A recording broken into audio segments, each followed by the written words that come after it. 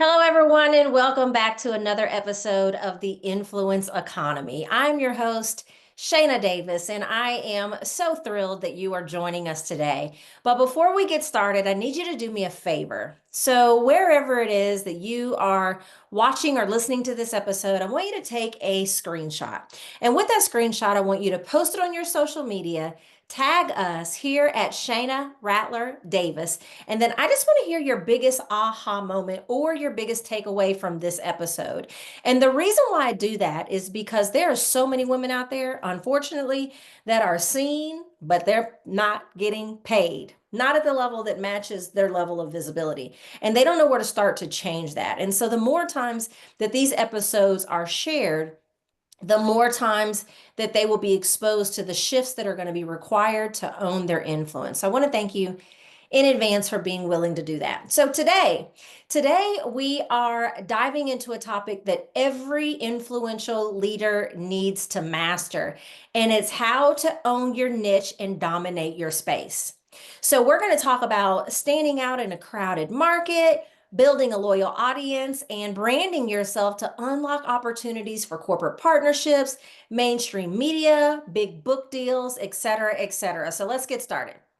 So, if you're anything like me, you're probably noticing exactly how crowded it can be in the marketplace, especially these online streets. And it can feel overwhelming to think about how you stand out. But here's the thing, your niche isn't just about what you do, it's about why you do it and who you do it for. Owning your niche means you're not just a face in the crowd. You're the go-to expert, the trusted voice, and the irreplaceable solution for your audience. But why does this matter? Because when you dominate your space, you attract more opportunities, and not just any opportunities, but the kind that can scale your influence and your income. So think high paying corporate contracts, media features, and collaborations with household names. So let's talk about my favorite strategy for standing out. It's called the umbrella brand. So think about an umbrella. If you're watching the video, you can see me. If you on the audio, just listen and hear me out and try to visualize, right? So if you think about an umbrella is a big space for a lot of different things to be under it, right? That's probably a horrible example, but y'all know what an umbrella looks like. But here's the problem is that too many people, they limit themselves by branding around just one industry or one skill set, right? But when you brand yourself with what's called an umbrella brand, you position yourself for mass market appeal. An umbrella brand, it's going to go beyond your industry. It's going to go beyond the niche that you have chosen. It's going to be about crafting a personal brand that connects with broader themes like, leadership, innovation, transformation, like broader themes instead of specific audiences, because these are universal ideas that resonate with mainstream audiences, decision makers in media, publishing, and the corporate sector. So, for example, if you're a health coach, your niche might be helping moms lose weight, but your umbrella brand could be about empowering women to achieve total well-being. You see the difference? One is specific, the other is scalable. I'm going to take myself for example.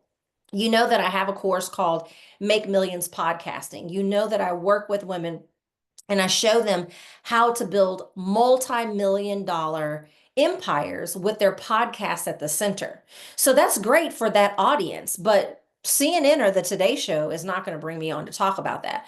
But what if I said that my umbrella brand or my areas of brilliance, if you will, are profit expansion or influence confidence or helping women to own their voice, right? Those are the types of things that are going to be more scalable, and those are the type of positioning, if you will, that's going to give me access to broader markets. It's going to give me more mass market visibility.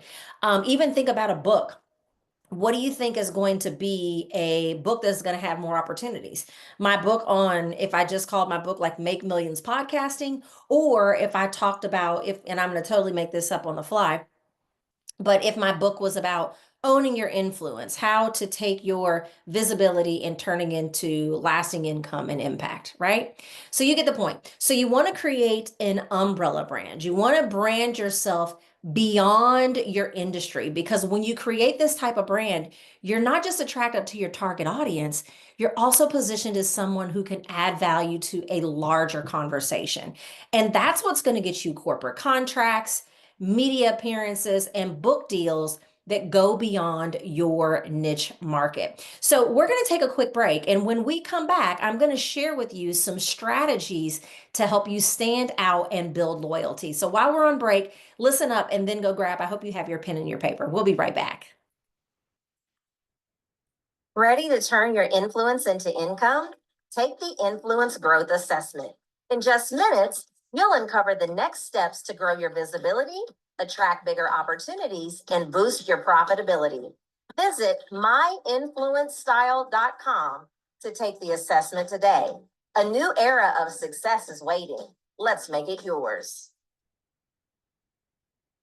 All right, welcome back. So, on today's episode of the Influence Economy, we're talking about how you can own your niche and dominate your space. So, how exactly do you do that? How do you actually own your niche and dominate your space? Here are some practical steps that you can take today. I hope you're writing these down. Number one, clarify your core message. Your audience should be able to articulate your value in just one sentence. And you notice I said your audience should be able to. Let me just tell you, many of the people that I work with and many of the people that I encounter when I'm networking or when I'm speaking at events, they can hardly articulate what it is that they do, especially in one sentence, let alone the ability for your audience to be able to do that for you. So I want you to ask yourself, what problem do you solve and why does it matter? And when you answer that question, check that against what it is that we just talked about. Like, is that a theme that can be part of a broader conversation, or is it really just going to help me with just one niche market or within my particular industry? So that's number one, clarify your core message. Number two, know your audience deeply. The more you understand their needs and their desires and their pain points, the better you're going to be able to create content and products that resonate. And that's how you're going to build trust and loyalty. Number three, you may have heard this one before. Use the high five strategy. That's what you've heard me talk about before. Focus on securing corporate contracts, sponsorships, media appearances, high paid speaking engagements, and book deals, because those are the pillars of a profitable and scalable influence. When you start to look at, because you hear me talk about creating $1 million multimedia empire with a podcast at the center, when you look at an ecosystem around your podcast of those high five, of those five opportunities, that's when you're going to be able to have scalable and predictable income, right? So yes, I want you to have a podcast, but I don't want you to just look at the basic ways of being able to monetize your podcast. I want you to look at how do you make yourself attractive and use your podcast and your positioning for a magnet for these five well-paying opportunities.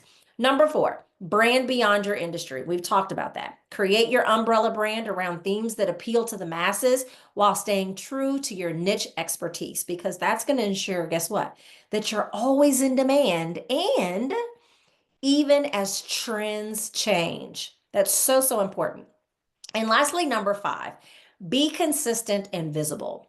Show up where your audience is and deliver value consistently. And this could be through podcasts, it can be through social media, speaking, email newsletters like the one that I published. It's called Influence Insights. Just remember that visibility is currency, but consistency is what makes it profitable. So here's the most important thing. Dominating your niche is not just about making money, although money's great, you have to have it.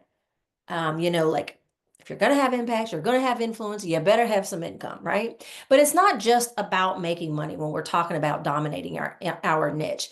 It's about creating a legacy.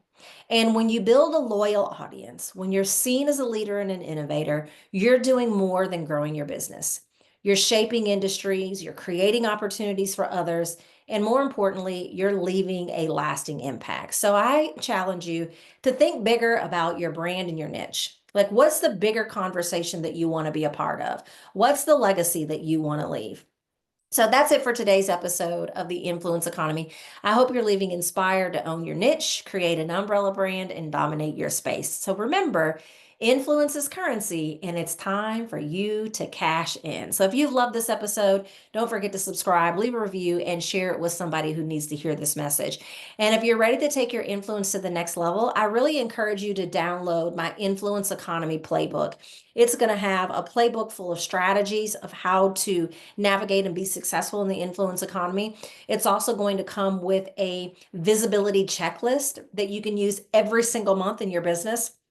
And it also comes with a visibility ROI calculator. So you can actually calculate your return on visibility. So you can get that by going to influenceeconomyplaybook.com. So let's turn your visibility into thriving income and create a legacy that matters. So until next time, keep shining and influencing boldly. I hope that you have a great day. Bye-bye.